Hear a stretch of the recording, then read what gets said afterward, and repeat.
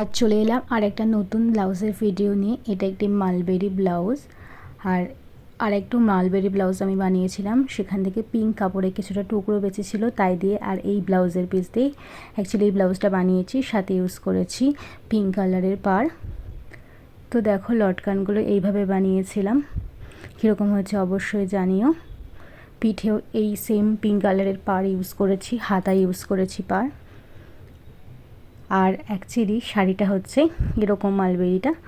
তো মালবেরি ভীষণই সাদামাটা, অন্য কোনো কন্ট্রাস্ট কালার ছিল না, এবং যেহেতু পিঙ্ক দিয়ে আমি ব্লাউজটা বানিয়েছিলাম কন্ট্রাস্টে, সেই কারণে যে পাড়গুলো বেঁচেছিল আর কিছুটা বেঁচে যাওয়া পিঙ্ক কালারের মালবেরি কাপড় দিয়ে আমি শাড়িটার আঁচলটা এইভাবে সাজিয়েছিলাম, ঠিক যেমন লটকানগুলো করেছি।